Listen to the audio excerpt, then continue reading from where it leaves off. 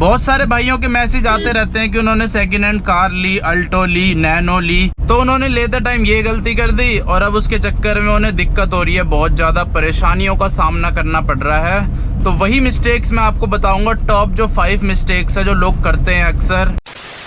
तो स्वागत है यार आप सभी का एक और नए दिन में। अभी टाइम हो रहा है दोपहर के 12 और इस वीडियो में मैं आपको बताने वाला हूँ 5 ऐसी मिस्टेक्स जो कि लोग करते हैं अक्सर एक सेकंड हैंड कार लेते टाइम। बहुत सारे भाइयों के मैसेज आते रहते हैं कि उन्होंने सेकंड हैंड कार ली, अल्टो ली, नैनो ली, तो उन्होंने लेते टाइम ये गलती कर दी और अब उसके चक्कर में उन्हें दिक्कत हो रही है, बहुत ज्यादा परेशानियों का सामना करना पड़ रहा है। तो वही मिस्टेक्स मैं आपको बताऊंगा, टॉप जो 5 मिस्टेक्स है जो लोग करते हैं अक्सर, जिसकी वजह से उनको आगे चल के दिक्कत होती है बहुत ज्यादा। किसी को थोड़ी दिक्कत होती है, किसी को बहुत ज्यादा दिक्कत हो जाती है। तो नंबर 1 पे जो मिस्टेक है ना, वो मिस्टेक ये है कि लोग अक्सर जो डीलर होते हैं ना, उनकी बातों में आ जाते हैं।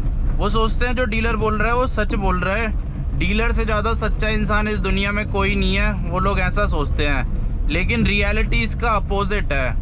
डीलर जो भी बोल रहा है ना, तो ये समझा करो वो झूठ ही बोल रहा है, उसका तो काम ही झूठ बोलना होता है।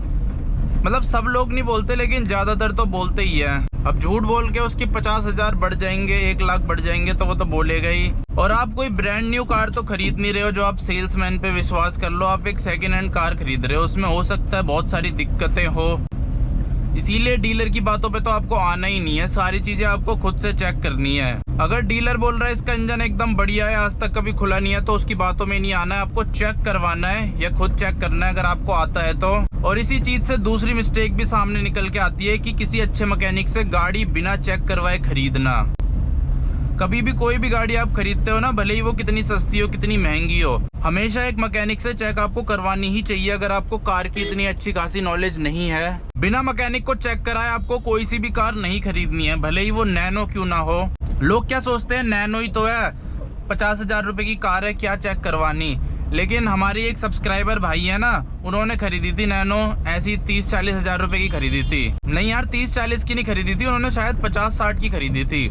और जैसे उन्होंने नैनो खरीदी ना, 1 हफ्ते बाद ही वो खराब हो गई, उसके स्टीयरिंग में कुछ दिक्कत हो गई, स्टीयरिंग फ्री हो गया था उसका, तो उसमें बहुत ज्यादा रस्टिंग थी। ऊपर से तो गाड़ी देखने में एकदम बढ़िया लग रही थी, लेकिन उसमें बहुत तगड़ी रस्टिंग थी और वो चीज रिपेयर भी नहीं हो सकती थी। रिपेयरिंग कॉस्ट उसकी बहुत ज्यादा थी, जितने की नैनो नहीं थी उससे ज्यादा उसकी रिपेयरिंग कॉस्ट थी। फिर उन्हें कबाड़ी में देनी पड़ी 20,000 रुपए में। तो ये सोच लो 40,000 रुपए का उनका ऐसे ही नुकसान हो गया बिना किसी चीज के। इसीलिए अगर बिना चेक करे आप कोई सस्ती गाड़ी भी खरीदते हो ना, तब भी आपको तगड़ा नुकसान हो सकता है। ऐसा नहीं है कि सस्ती गाड़ी है तो आपको नुकसान नहीं होगा, 40,000 भी इतने कम नहीं होते हैं नुकसान के लिए। या तो आप मैकेनिक को भी ले जा सकते हो, या तो एक ऐसे इंसान को भी ले जा सकते हो जिसको गाड़ी की अच्छी खासी नॉलेज हो, वो चला के ही बता देगी गाड़ी में क्या क्या दिक्कत है। अब बढ़ते हैं अगली मिस्टेक में, जो कि बहुत सारे लोग कर रहे हैं सेकेंड हैंड कार लेते टाइम, जो हमारे सब्सक्राइबर्स हैं, वो ये है कि एसी चेक नहीं कर रहे वो ढंग से, और गाड़ी खरीदने के बाद फिर एसी खराब निकल रहा है उसका। तो जब हम सेकेंड हैंड कार खरीदते हैं ना, तो लोग क्या करते हैं, एसी में गैस डलवा के दे देते हैं। एसी में कुछ दिक्कत होती है ना, तो वो गैस डलवा के और चेक करा देते हैं और फिर बेच देते हैं गाड़ी। तो कुछ दिन तो गाड़ी सही चलती है, 1-2 दिन, 3 दिन, 4 दिन, फिर उसके बाद खराब हो जाती है, मतलब एसी काम नहीं करता, और फिर एसी में थोड़ी बड़ी सी दिक्कत निकल जाती है। फिर उन्हें एसी ठीक करवाना पड़ता है, जिसका खर्चा लगभग 5,000 भी आ सकता है, 10,000 भी आ सकता है, 15,000 भी आ सकता है।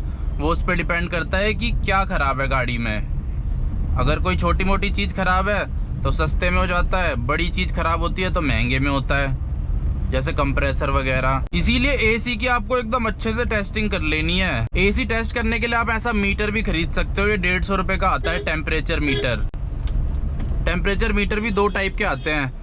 एक जो टेम्परेचर मीटर आता है उसमें लोएस्ट टेम्परेचर नहीं होता ज्यादा, और जो मेरी गाड़ी में लगा है ना, इसमें लोएस्ट टेम्परेचर भी रिकॉर्ड हो जाता है। तो ये मैंने 150 रुपए का खरीदा था फ्लिपकार्ट से। इससे आप टेस्टिंग कर सकते हो कि खड़ी गाड़ी में कितना ठंडा हो रहा है, चलती गाड़ी में कितना ठंडा हो रहा है कैबिन, और दोनों सेम ही होने चाहिए। खड़ी गाड़ी में भी उतना ही ठंडा होना चाहिए, चलती गाड़ी में भी उतना ही ठंडा होना चाहिए। अगर खड़ी गाड़ी में बिल्कुल ही ठंडा नहीं कर रहा, चलती गाड़ी में ठंडा कर रहा है, तो इसका मतलब एसी में कुछ दिक्कत है। और एग्जांपल के लिए मैं आपको बता देता हूँ, जैसे मैंने ये सेंसर एसी वेंट के अंदर डाल रखा है, तो ये मिनिमम जाता है 9-10 डिग्री तक। 8 तक भी जा सकता है, 7 तक भी जा सकता है, तो इतना जाना चाहिए। तो इस हिसाब से आप टेस्ट कर लेना अगर नैनो खरीद रहे हो तो। अगर एसी का टेम्परेचर 10 तक नहीं पहुंच रहा, 9 तक नहीं पहुंच रहा, 8 तक नहीं पहुंच रहा, तो इसका मतलब कुछ दिक्कत है। हो सकता है छोटी दिक्कत हो सकता है बड़ी दिक्कत हो। मिनिमम यार 12-13 डिग्री तक तो पहुंचना ही चाहिए। अगर 20 तक ही पहुंच रहा है फिर तो दिक्कत है ही 100%। और हाँ, अगर बहुत ज़्यादा गर्मी है ना, एकदम 45-50 डिग्री टेम्परेचर है और एकदम धूप है, फिर नहीं पहुंच पाता इतना कम। फिर तो ये मैक्सिमम 16-17 तक पहुंच पाता है, उससे कम नहीं हो पाता। लेकिन जैसे अभी धूप नहीं है, टेम्परेचर तो ज़्यादा है, बाहर 35 डिग्री के आसपास होगा और फील्स लाइक होगा 42। लेकिन धूप नहीं है तो अंदर मस्त 10 डिग्री टेम्परेचर हो रखा है।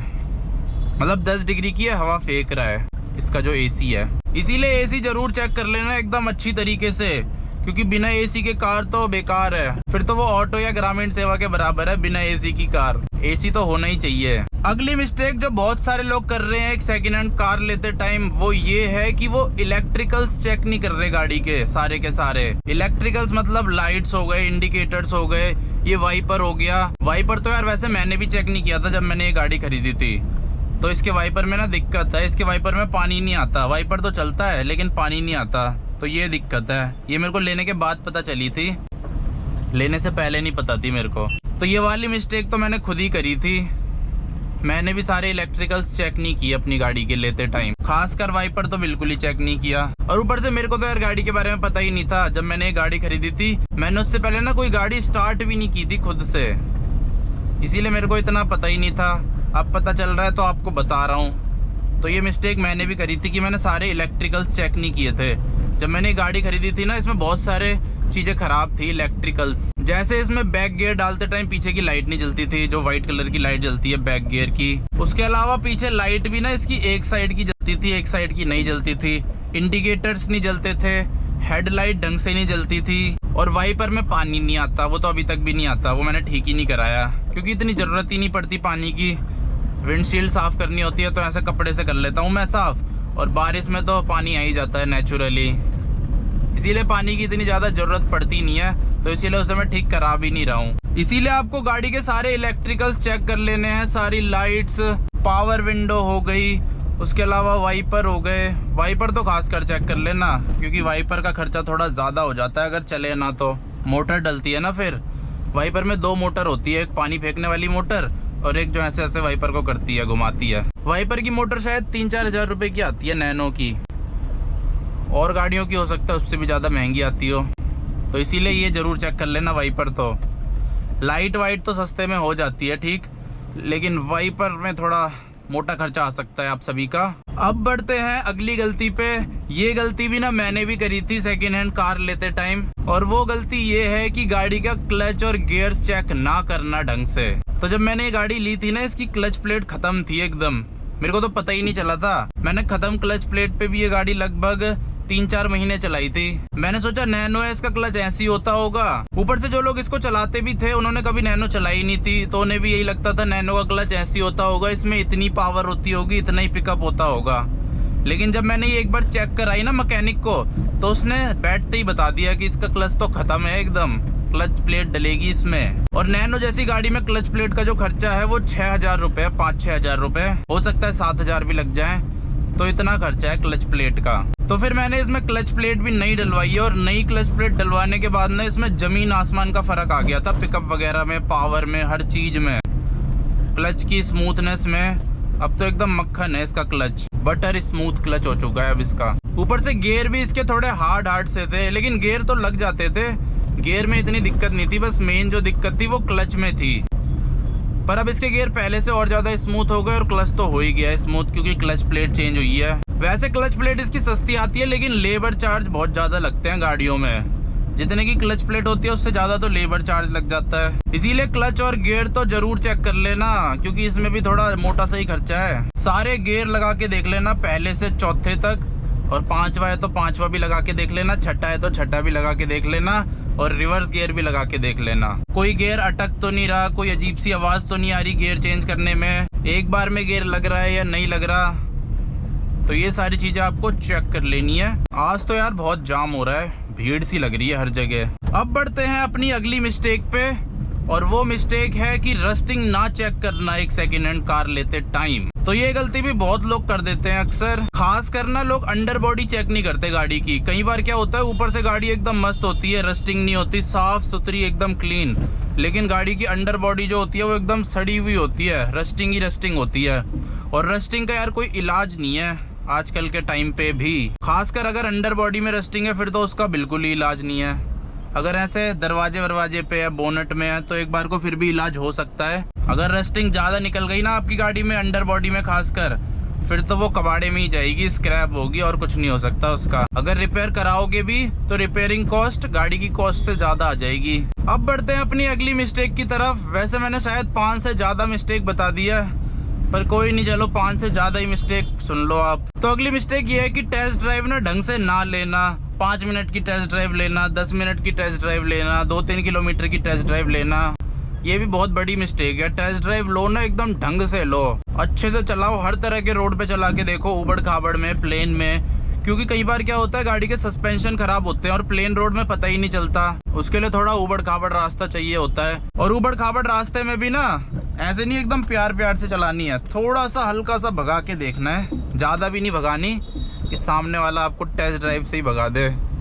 थोड़ा सा भगा के देखना है कि सस्पेंशन आवाज़ तो नहीं कर रहे, ब्रेकर में चला के देखनी है, प्लेन रोड पे चला के देखनी है, हर चीज़ में चला के देखनी है, स्टीयरिंग चेक कर लेना है इधर उधर तो नहीं भाग रहा। तो बस यही सारी मिस्टेक्स हैं जो लोग अक्सर कर रहे हैं आजकल के टाइम पे सेकेंड हैंड कार लेते टाइम।